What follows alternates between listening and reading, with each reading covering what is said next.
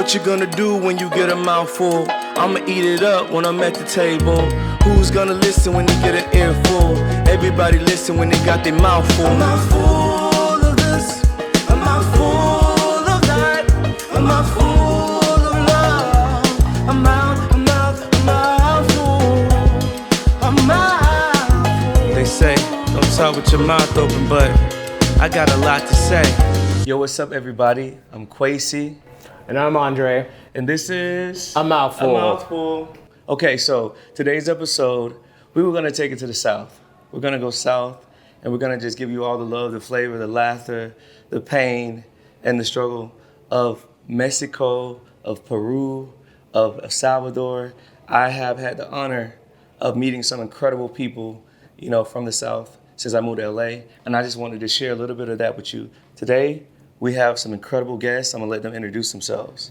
What's up? My name is Gabe The Great. I play guitar. I'm in a band called Drunk, and I'm writing an album with KwaiCo right now. Oh yeah. Hey guys, I'm Leila Ciancagalini. I'm from Argentina, Italian family, and I live here for a while. I own a talent agency, that's my main business. I have a TV show, radio show, and I'm an actress, and I organize fashion shows. She's booked and busy, guys. She's booked and busy. That's who you have to be. Yeah. So, Andre, can you tell us about what we're drinking today? All right, so first of all, we're going to start with the white one that we have is going to be a Spanish Albarino. This is something that's going to be good paired with the cheeses. So starting off. And then for our main course, which you'll see later, I have a Mexican wine. It's from Baja California. It is, it's going to be a mixture of Syrah and Graciano, which is a grape indigenous in the Baja Valley. So it gives it like the Pinot Noir characteristics. Okay. But it's also very earthy. So also today, I'm really, really, really elated to have one of my dopest friends and an artist that I really respect so much. He's young, but he's talented as hell. We're going to have an exclusive performance by Drew today, guys. So, I mean, you ain't gonna get it nowhere here, but here first in a mouthful. So, you know, I'm really excited. Just stick around and, you know, tell us about what we got on this table. What are we eating right now? Thank you to Wally's once again. So we have our nice cheese board. So we have a Stilton. It's a English style blue cheddar as well. With blue cheese. We have Prairie Breeze from Iowa, a very mild white cheddar. Our Taleggio, it's Italian soft milk cow cheese, and Brie Servan triple cream style brie, and then our OG Crystal. It's going to be basically a cow milk Gouda. Only person that knows this shit is Andre. Like who else knows this and how to say it? You know, I'm pretty educated, but I just can't. It's also accompanied with our truffle Caesar from Wally's. It's only special at Wally's, as well as a wood oven baked brie. If you go here, you already know that it basically is going to be a baguette with truffle in it, with honey, butter, fresh shaved truffles with brie in it, and then we have a Moroccan cauliflower. We did omit the nuts because we do have a couple nut allergies in here. It's going to be with sultans as well as Moroccan curry. It's going to be a Vadavon French curry, so that's why you have that nice aromatics. Can you explain what aromatics is? Aromatics is what you say when it's one of the senses. So basically, when it comes down to the culinary industry, you see things, you hear things, and you smell things. So it's like when you cook something, you hear the sizzle, and then when you see something, you see the visual aspect, and then the most important sense is smelling. So the smelling is what's going to intrigue you to eat it or intrigue you to drink it. So yeah, so that's when it comes down to it. That's what's up. That's what's up. So I feel like I just wanted to take a moment to just give and love and respect to Wally's. You know, here in Santa Monica, we could not do this without you. You've been so supportive and so loving, and Andre was trained and knows this because of the expertise that he gains here. And being a man of color, understanding these wines and these foods, man, that's very impressive because they don't see us that way in the media. So, you know, thank you, Wally's. All right. So starting off, like I said, with our podcast, the one thing that we do is we do topics at random. And so what we do is we eventually pull it up. We select the topics at the beginning of the show and we put it in a bottle, and then we actually get the top it started. So message in a bottle. This always makes me nervous, but you never know what's gonna come out of that bottle. But I have one rule: you guys have to speak about what you feel about what we have to say. So, all right. So the representation of Latinos in the media, has it changed, or do you think it's something that still needs to be worked on? So it's an interesting topic. I feel like just people of color, that's just something that we are very faced upon, just in general. A little change is not what we represent. We need more change. I feel like with Eva Longoria, who's actually, her tequila is featured at Wally's as well. Yeah. She's one of those people that went from in front of the scenes to behind the scenes. I know she executive produces a lot of projects. Flaming hot. Exactly. One of her recent projects is Flaming Hot. yeah. So it's just where you take yourself and just getting these stories, because a lot of stories are not being told. Well, yeah, and let's keep it real. I'm not gonna give a filtered answer. The short answer to that question is no. There is no real representation for Latin Americans in the media, Spanish Americans, Mexican Americans, and if we're gonna be even more honest, a lot of those roles are cast by Caucasian people, and that goes along with Persian, Indian. They would rather get someone that kind of resembles Mexican American, Spanish American, than actually go and cast in that region to get those authentic people to play those roles. I have a friend by the name of Jeff Garcia who is a comedian, and he complains all the time about how the versions of what Mexican comedians are in the media are just a whitewashed version of what they really are.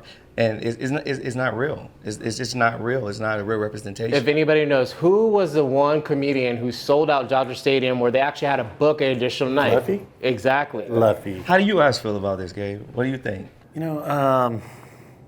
I feel like it is getting more attention, and the more attention that gets brought to it, the more they have to look at it and say, oh, well, we got to do something about this. I do know that there is more representation than there was like 10, 20 years ago, 30 years ago, 40 years ago. Yeah. I mean, you don't have a white lady with dark hair playing a Latino anymore, because now. Yeah, it was almost caricatures. It's crazy. Caricatures It's really crazy. That was the thing. Yeah.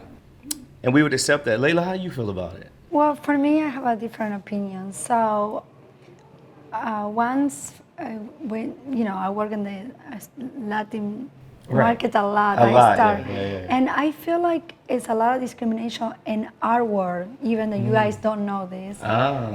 So as me, I feel more accepting in the American side than the Latin. Wow. And let me tell you something. The Latins, the one thing they have, they're always trying to represent more white people. They're Latin people. The Americans trying to represent more darkness. They're Caucasian. What? So, and I'm Asian. I'm a talent agency for 20 years, and I can talk about this because I'm a You booker. I work with everybody. I work with the Persians, with the Armenians, with the Latins, with the Americans, with the Afro-American, with everybody. Yeah. And I can tell you the truth about this because people doesn't know, but I feel people should not have no race. Right. For example, I organize fashion shows for the past 5 months. I put everybody, I invite all type, all cultures, and I don't want any races in my. And I think we got to start from us. We the one can change things. Right. The rest, you cannot change anybody. Right. So if you start changing yourself, eventually everybody going to start changing. Right. So I think it start from us first, even like for yourself, right? Right. So that's my opinion. So I feel discriminated in my own culture. Wow. Like like Latins doesn't accept me because I'm Argentinian and I have like the different Spanish or whatever reason they have. But you know what? I don't take it as a racist. I take it because they grew up with the wrong information. Yeah, so just ignorant. It's like your parents teach you, oh, you're not supposed to do this. So that's what you learn. So that's what they learn. They learn watching only on TV, blue, blonde. So they're thinking that's what it is. So that's how they treat people. So it's hard to point them people because we're learning the wrong information from our parents, from our cultures, and that's what we think is the right thing to do. But it's not. So the only Right. thing you can do and so they feel discrimination is change what you can do from your prospect. So I'm changing something from my side. I have everybody, all cultures, Yeah. and I love everybody. Wow. And I just want to just piggyback. I just want to say, you know, to hear you speak about that and to hear you talk about, because I think a lot of times, you know, I'm not Mexican, not our Spanish, perspective. Hispanic, or any of that. A lot of what we hear is what we hear from the media, and what we see in the media. So to have someone speak on that's deeper, because that's a whole nother episode, because unfortunately, all of us, we deal with intra-racial tensions in our own, you know, communities. And I think that you just touched on a lot. Because Yeah. I meet a lot of people that are from Brazil. Cuba, Brazil, but they don't like Mexican people, or you know, and it's kind of like the same thing in the black community, where if you look a certain way, light-skinned Keisha, you know what I'm saying, You looks get down kinda- on, you you get- know, on you the get a certain attitude towards ebony it, yeah. Keisha. Yeah, it's like, or we turn our nose up, you know, because of the appearance. And I honestly tell people this now. You know, the white man doesn't need to be racist to us anymore. He uses our own people to do it against us. And I'll say that with my chest, you know, but people get put up against these roles. I think it's because, you know, you don't see Susan Sarandon and Meryl Streep competing against the No. same roles. No. You don't. And it's just like, you know, it's like Cecily Tyson, one of the greatest treasures in the African American community, wasn't paid her worth. No. And it goes into just going into like Celia Cruz, like somebody that was phenomenal, but she was Afro-Latina. she's the best at ever doing it. Yeah. Celia Cruz? Oh my God, man. Like, I remember being a kid and my grandmother going around the house listening to Celia Cruz, dancing. That was my first introduction to what I know now, you know, is Spanish music, you know, and it was just a soundtrack to my life. And piggybacking off that, I think that you guys should get ready, because we have a special treat. We have food from one of my most treasured restaurants in LA. It's a mom and pop's restaurant located in downtown LA, 1150 South Hope. It's called Aladdin's Cafe, and the owner's name is Cindy. She's like my mom. She's El Salvadorian, and she has this restaurant, one of the longest restaurants that has been in downtown for 40 years. She has prepared food for us, and I just want y'all to check it out. So coming up really soon, we got some pupusas on the way. We got some steak picador. We got, what else do we have? Rice and beans. Rice. Yeah. And her iconic beans. And, you know, we're going to continue this dialogue. This so just lady get ready makes for you that. feel like your family. Yeah. You go to her shop. It is very, she's one of them, it's welcome. You feel like you're at home. Yeah. And this conversation makes me feel like I'm at home. Yeah.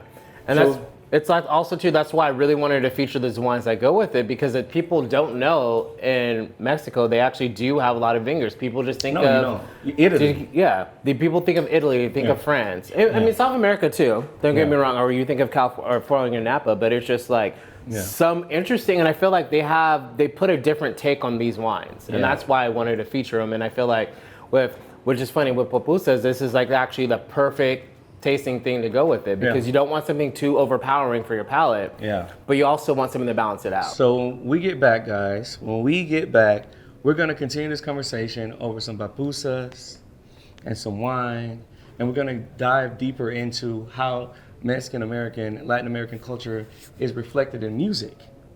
We'll be right back. So we're back, and here we have Aladdin's food.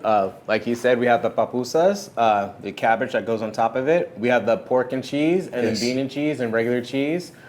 Steak picado with rice, and red beans and rice. Nope, Yeah. not red beans Not and red. rice. You ain't in New Orleans. Refried beans. I was like, ooh. This is them Rosaritas. Well, I'm going to get this. But so Gabe, I want to know your opinion about how do you feel Latin American culture is represented in music? Do you think it's changed? Do you think that there's a lot more to be done? You know what I'm saying? How do you feel?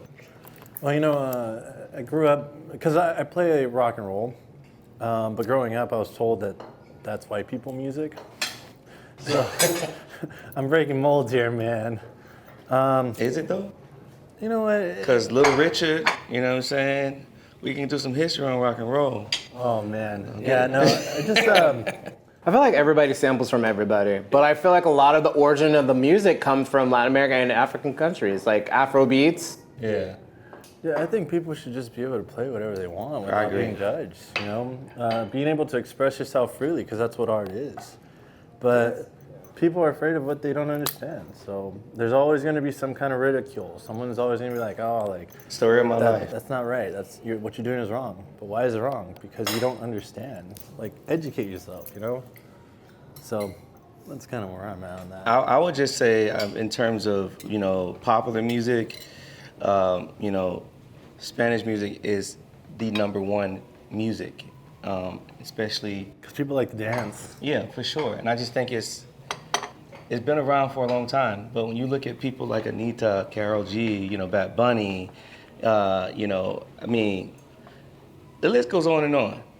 It's hands down that, Spanish reggaeton music is running the fucking business. Like, you'd be stupid not to understand the influence of it. And I think it always comes in through music. You can always see a cultural shift happening in music before you see it anywhere else.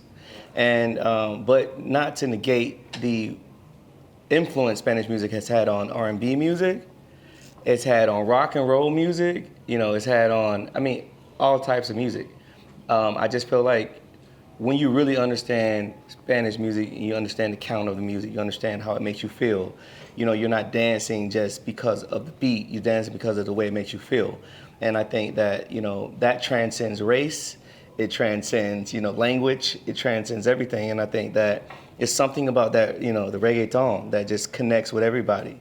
Yeah, come on. And if you don't feel that, I don't trust you. See, and I just think when it comes down to the food or the aspect, it's just like all my friends that, grew up in Latino households and stuff like that, it's like every time you go to their house, you always feel welcome, And I don't know if it's just a people of color thing. It's just like you always feel at home. Like Cindy, she literally was fucking trying to feed us to death.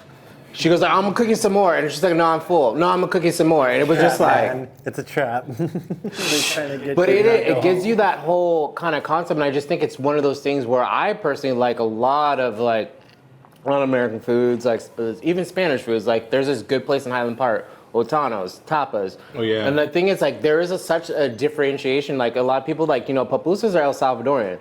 People for some reason in LA, and if you go to Highland Park, it's like prevalent out there. But people for some reason think it's Mexican. That's my first time try. I didn't know about it. So for me, it's like so many different food from so many different countries you don't know. Yeah. I had no clue. And they all have magic. And I'm eating it. So my other segue on that is, what do you feel like we could do differently, besides going off your point, Leila, of erasing the colored lines and just accepting everyone? What do you feel like we can be doing individually amongst ourselves in our day-to-day lives? I don't know. For me, I feel like the Latin music right now is everywhere. Like in America, everybody knows now who J Balvin is, who's Bad Bunny is. I feel like people is way more open than it used to be before. I come from the culture where we had rock and roll, so I grew up with rock and roll music. So, I don't even want to say names because probably they don't know. And then for me, first time I came to US, I listened to R&B and I fall in love. That's my favorite music. That's what I do, That's my favorite music. Bitch, always be singing some R&B. But I think it's personal. I think it's how your ear feels, Like, I feel more like R&B music. I love it, and I love rock and roll music. So I think it's about taste. I love, Frank Sinatra. I think it's all about how you feel. I don't think that should be discrimination. I feel it's about taste. Yeah. Like you like maybe colors are bright and somebody likes colors are dark, So I think that's completely personal. I don't think everybody put it like on the point. What do you think about the salsa? I don't like salsa because I don't know. I don't feel like my ears doesn't like it. But if I go in a party, I like to dancing. Yeah. But reggaeton, it's fun to me Yeah. to dance. So I think it's personal. I will never go through that because I think that's so personal. Some people like heavy metal music. I don't, but somebody love it. Yeah. You know? So Yeah, I have a question, Gabe. Do you feel like, and this is going to be a very controversial question, do you feel like Bad Bunny is a sellout? Do you feel like his music is too commercial? I have never had this conversation with, someone, Mexican American. It's almost like these Taylor Swift fans. Everybody loves Taylor Swift, right? Everybody, but I don't. I just feel like the standard is so low, and that's no disrespect to Taylor Swift. Yeah, it is what it is. I just feel like there's just been this conversation is why didn't Beyonce win Album of the Year? And Taylor Swift has won it more than Celine Dion, more than Whitney Houston. This is like the top 3 of Right, of all time. So, do you feel like Bad Bunny is worthy of the praise that he's getting? Do you feel like, coming from what you know about your culture, is his music mid? I don't know, because I like the music, right? But I could come off as someone who is uneducated about the history. Because I know a lot of people who say that they've been grinding for a long time and they haven't gotten the proper, or that amount of attention doing the same music that he's doing. So what was different? Probably just marketing, because when it comes to media, the media is very filtered. They always, they decide what the public listens to. They decide like, oh, hey, this is what sells. It's all about money. They give their perception. So who's his metaphorical they? They give their perception. They base it upon what they believe in. Who's the they though? We know who the they is. It's just, it's the gatekeepers. I can tell you one thing, it's not us. Okay. But it is one of those things where people believe a certain thing because what's selling, and they're basing stuff selling in realistically middle America. Yeah. Values are different from we're on the West Coast. Completely different on the East Coast from the South. It's what a perception is. I don't necessarily agree with, I do like Bad Bunny, don't get me wrong, but I also feel like he got into that whole Kardashian thing that was not, I don't know, I feel like it was a scheme that Todd set up because... Yeah. But I have a whole side note. You Taylor Swift fans, do not come for me. I was just making a generalization.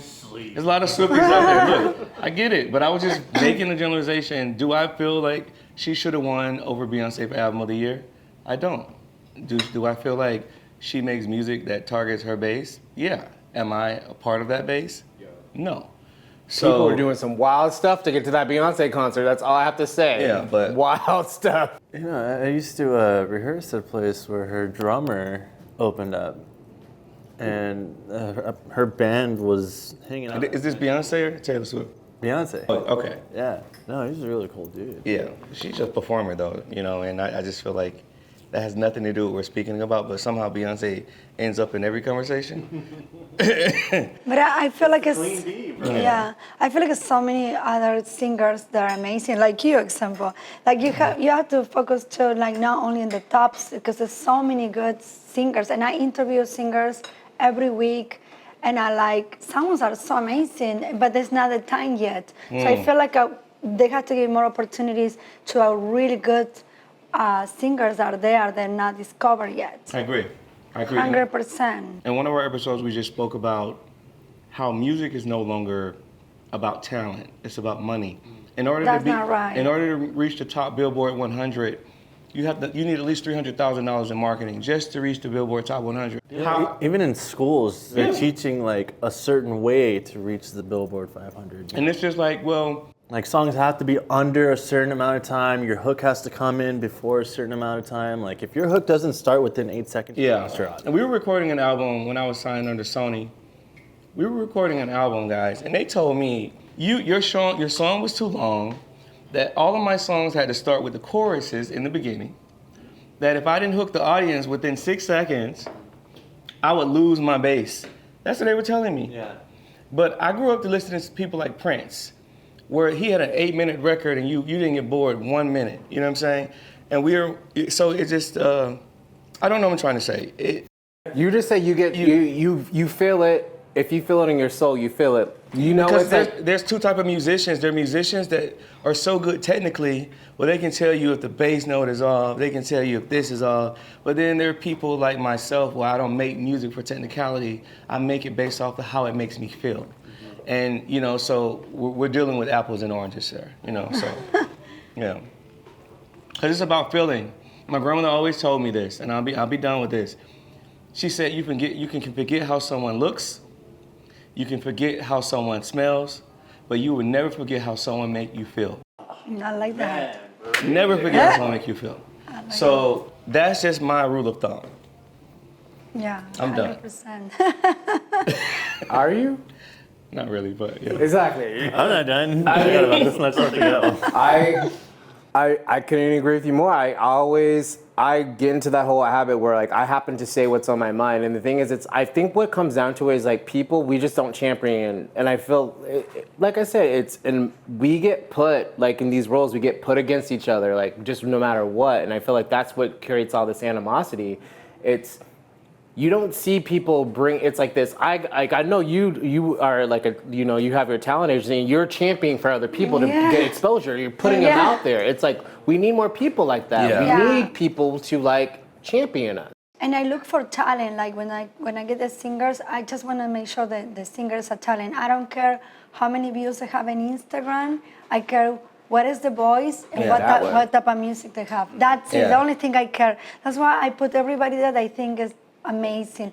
I don't care how famous they are, because right now it's not famous people. Everybody's famous on Instagram. Everybody's famous, right? And what's the talent? And I'll just say this. I'm gonna look right in the camera and say this: book Leila and Gabe before the price goes up. treat the people you know like these celebrities.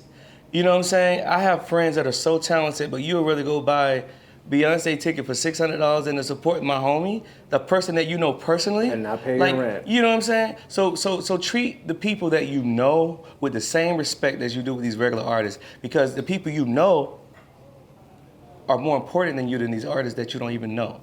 And so I'm just gonna plug these two and just say, Leila, you're the sweetest person in the world.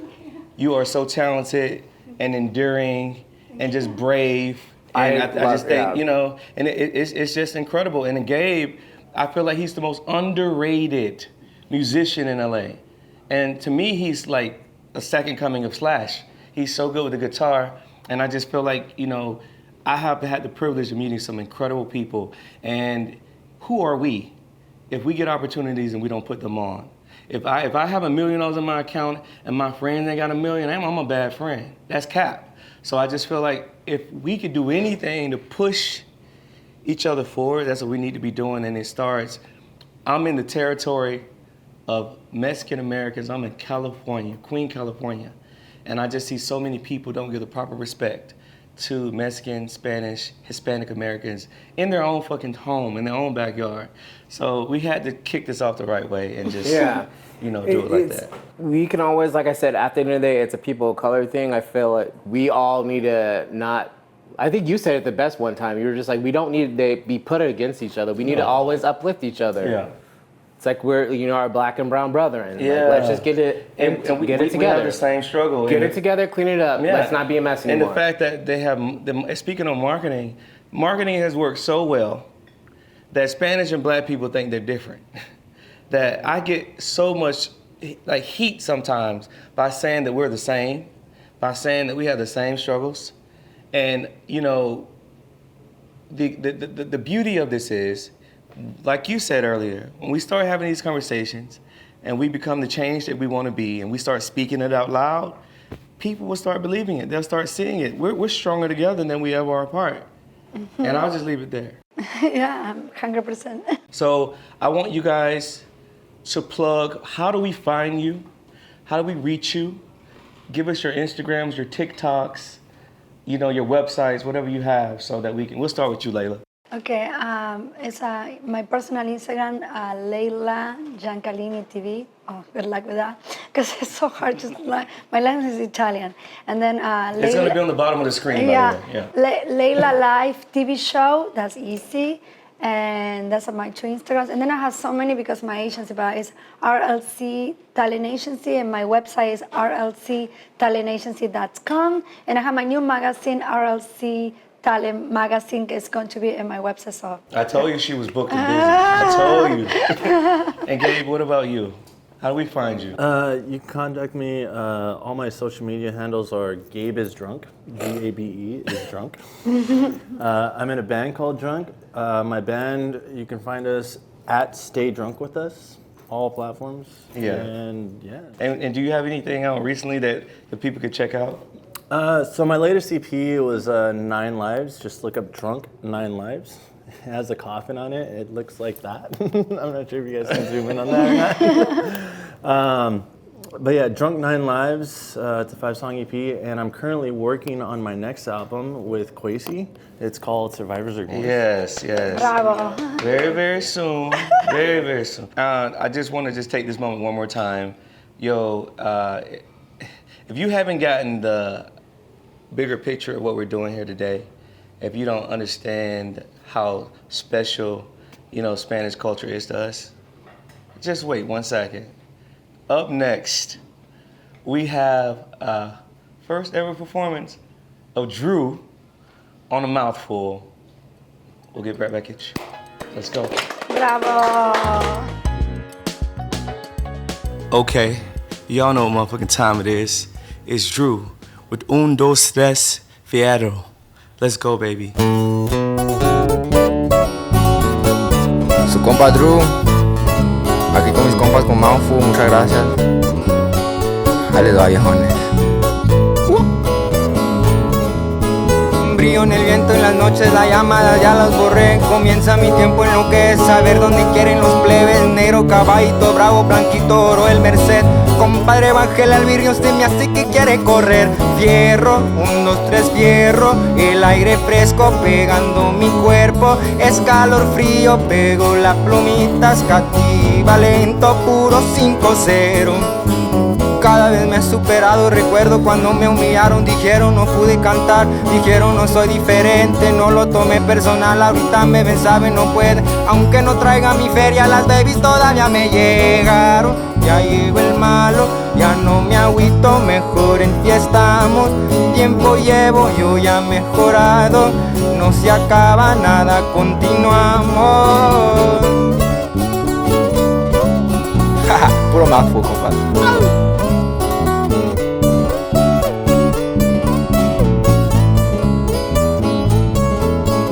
Yo lo joven desvelado, no hay club, lo vergas trenando, plebitas se van a buscar lo que en sus vatos buscan. Y siento los ojos chinitos, mis pacas las quiero gastar. Miel le ponen al hipnotic y luego se van a bailar. Fierro, 1, 2, 3, fierro. El aire fresco pegando mi cuerpo. Es calor frío, pego la plumita, escativa lento, puro 5-0. Morro cabrón alterado, la noche se está pa' acabando. Miro unas bellacas atrás, amigas me quieren jalar. Todas hermosas me miran y luego conocen el rollo. Aunque no traiga mi feria, las babies todavía me llegaron. Ya llegó el malo, ya no me agüito, mejor enfiestamos. Tiempo llevo, yo ya mejorado. No se acaba nada, continuamos. ¿Cómo no, viejo? Aquí nada se para, puro Mouthful, mi compa KwaiCo, toda madre, viejones.